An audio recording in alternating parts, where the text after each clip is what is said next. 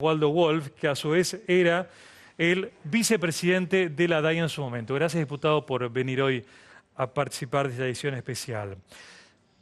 Si algún beneficio tiene el paso del tiempo, quizás sea que nos permite ver a la distancia y quizás con más desapasionamiento lo que ocurrió hace un tiempo. A 4 años de la muerte del fiscal Nisman, ¿hay una clara definición de la justicia contundente que diga si efectivamente lo mataron o se suicidó? Sí, claro que hay. En una república la voz oficial es la de la justicia.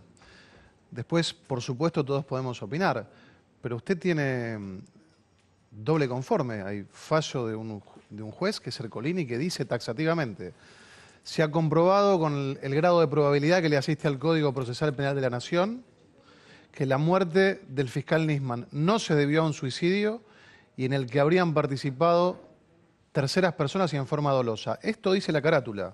Esto es ratificado por Cámara y presentado en la acusación por un fiscal de la Nación.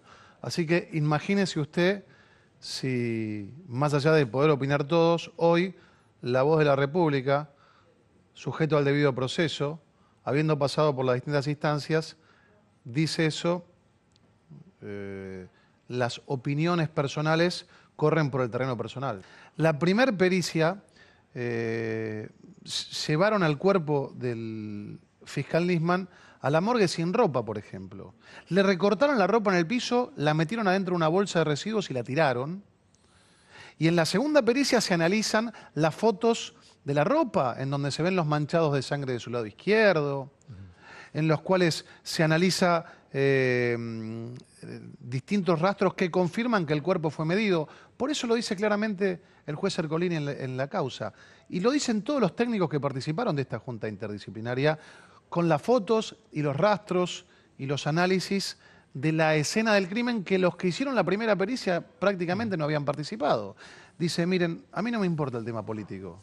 Con los datos que yo tengo, está claro que este cuerpo no puede estar en estas condiciones, de esta forma y de esta manera, si no fue con la ayuda de terceras personas. Sí. Hay una pericia también de la Policía Federal que llega a una conclusión similar, que habría sido un suicidio. No. Eso es parte de la primera pericia y en ningún lugar está firmando, nadie firma de que esto fue un suicidio. Lo que dicen es que, claro, con los elementos que esa noche habían llevado, dice: nosotros no podemos probar que esto sea un homicidio. Ahora, con los elementos que se aporta en la segunda pericia, en donde se reconstruye el baño, en donde se analizan las fotos, sí, en donde aparecen nuevos indicios, en el que se analiza golpes que habría recibido el fiscal, la aparición de ketamina, que es una droga que atonta, es la droga, muchos la llaman de la violación, donde uno pierde casi el estado de conciencia y pasa a ser algo así como un maniquí manejable. Sí. Entonces, hay muchos indicios que, le repito, que más allá de lo que yo pienso, es lo que piensan 3 instancias de la justicia. Sí. Entonces se mantiene la hipótesis de que Lagomarsino dice que Nisman le pide la pistola, el revólver, para que haya un arma dentro y otra persona la manipule. Mire, eso es lo que dice Lagomarsino. Lagomarsino está muy nervioso estos días, siempre me tuitea y ahora asesorado por alguien seguramente. La verdad que yo nunca lo acusé a Lagomarsino. Lo único que digo es que Lagomarsino tiene una historia compleja de creer, y en lo personal yo no le creo. La justicia tampoco le cree. Él dice que le pidió el arma y nosotros damos por sentado que él dice que le pidió el arma, que él se la pidió. Bueno, es la historia de Lagomarsino, que tiene un montón de cosas que explicar. Hace poco se descubrió que él mintió al otro día en su declaración. Él hace poco dijo, bueno, que él estaba muy estresado esos días. Y se olvidó que el primer contacto que aparece en el teléfono con la última pericia de Nisman lo hace él a la mañana de aquel sábado. O sea, él se comunica primero con Nisman cuando él había dicho al día siguiente de su muerte que Nisman se comunicó primero con él.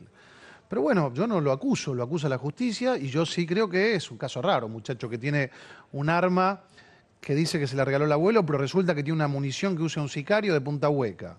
Un muchacho en el que a Nisman le apareció una cuenta afuera que hoy no puede explicarla, además porque está muerto. Pero la cuenta está a nombre de Lagomarsino y la familia de Nisman. Y resulta que el que tiene que explicar es Nisman. ¿Por qué no explica Lagomarsino? Él dice que le hicieron firmar unos papeles.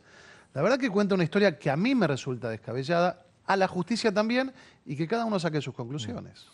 Falta el asesino o el sicario o como se lo quiera llamar, que presuntamente asesinó a Nisman, o quizás fueron dos, que es otra hipótesis. Ese es el tema, en este caso, en donde resulta muy difícil entender cómo alguien en la Torre Le Parc, en el piso 13, puede entrar, asesinar a un fiscal de la Nación sin los custodios e irse, e incluso no del lugar, sino hasta del país. Mire, irse del país en aquel momento, si usted tenía connivencia con los servicios de inteligencia, era muy fácil. Respecto de su pregunta, usted mismo lo contestó. Sus custodios no estaban. La gente sabe que le liberaron la zona de manera flagrante. Los custodios a las 5 de la tarde, cuando constatan que él no contesta, la llaman a su secretaria privada, la doctora Soledad Castro, y la doctora Soledad Castro les dice algo lógico: tiren la puerta abajo. ¿Sabe lo que hacen? Se fueron a buscar desde Puerto Madero a Belgrano a la madre y liberaron la zona.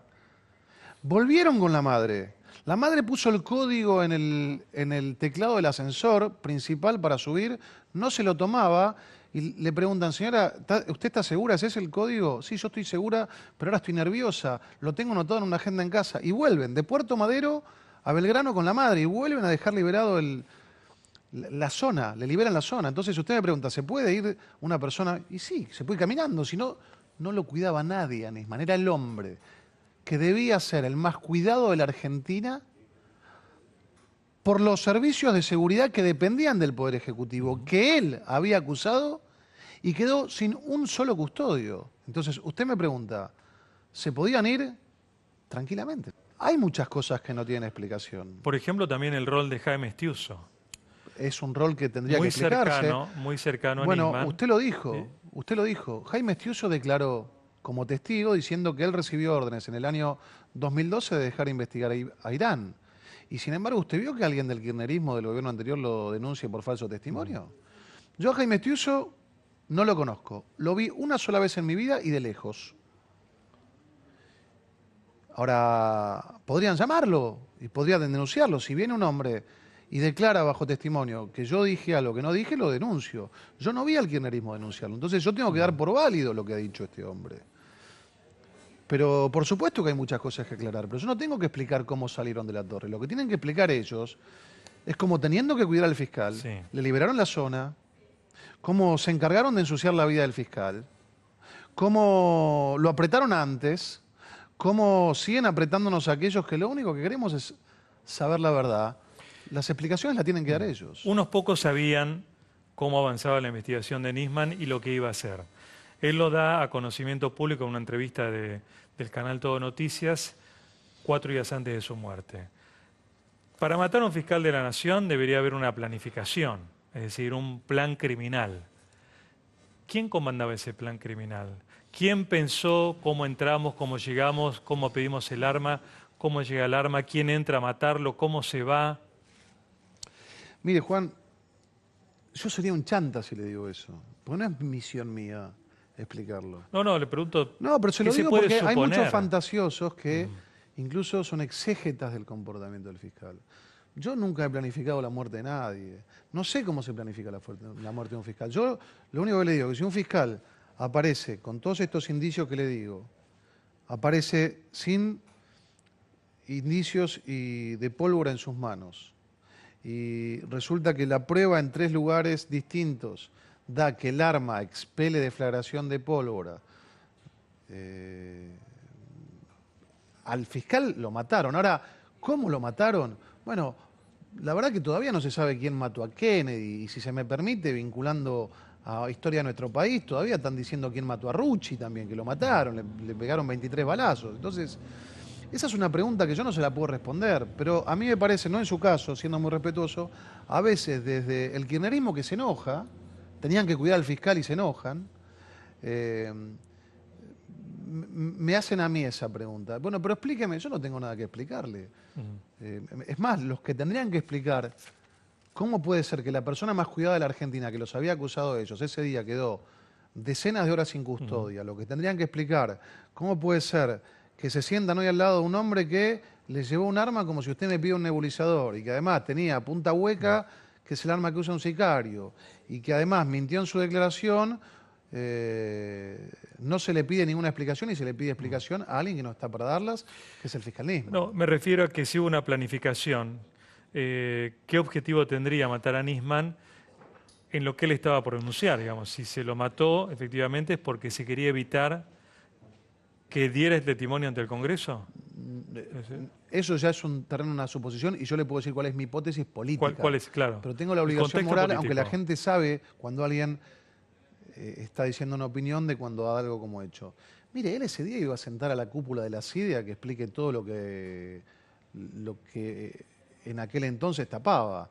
Y la verdad que había mucha gente interesada en no hablar no solamente del caso Irán. En la Argentina en aquel momento usted tenía barcos de gas que no llegaban, tenía una aduana paralela con container mellizos que ahora fueron secuestrados. La CIDE de aquel entonces manejaba todo. Mi hipótesis es que sentándolos para preguntarles qué pasó con Irán y pidiéndoles un teléfono, Sí. además de los contactos que podían o no tener con Irán, iban a tener los contactos y los temas que manejaba la CIDE de aquel entonces seguro, que es gran parte de la podredumbre que tiene la Argentina y de los negocios espurios, que en aquel momento todos sabemos que había una guerra en la CIDE. Lo habían sacado a Astiuzzo, había asumido Parrilli, habían baleado a un espía, el Lauchon Viale, recuerda Así usted. es. Entonces, claro, había una pelea enorme que el mismo kirchnerismo que durante años usó a una facción de la CIDE, después la sacó, puso a otra y se estaban peleando. Había mucha gente que tenía interés en que no se hable de nada aquel lunes. Entre ellos, y entre esas cosas, estaba la denuncia que había hecho el fiscal, que es una denuncia cierta. Hoy tiene 12 procesados. Hoy va a juicio oral. Hoy está avalada por la Cámara. Hoy aquello que dijeron que era un mamarracho, resulta que la Cámara dijo que es una denuncia plausible, verosímil, coherente, que debía ser investigada. ¿Qué responsabilidad política tienen los diputados que aprobaron el memorándum, los No, legisladores? responsabilidad política, a mi entender, ninguna. Si yo hoy, mi gobierno firma un convenio con un país extranjero y yo acuerdo con ese convenio y después descubro que mi gobierno había hecho un pacto espurio, la responsabilidad es del gobierno. O sea, yo no les echo la culpa ni desde lo jurídico ni desde lo político, más allá de que me consta de que no sabían ni lo que estaban votando y que muchos se oponían, pero no les veo responsabilidad y nunca los acusé tampoco. Se ha dicho en todo este tiempo que usted tiene algún grado de vinculación con el Servicio de Inteligencia de Israel, el Mossad. Sí, eso es interesante. Está procesado el diputado Moró porque dice que yo soy espía del Mossad, que es el Servicio Secreto del Estado de Israel. Y yo le expliqué, no solo al diputado Moró públicamente, sino que lo expliqué en la Cámara, que hoy falló el procesamiento de él, que la extranjerización del judío es uno de los formatos más antiguos del antisemitismo. Y justo diciendo que espió para Israel. Hay 197 países y él, como yo profeso la religión judía, infiere que espió para el Estado de Israel. Pero es entendible que a mí me acusen de ser agente del Mossad.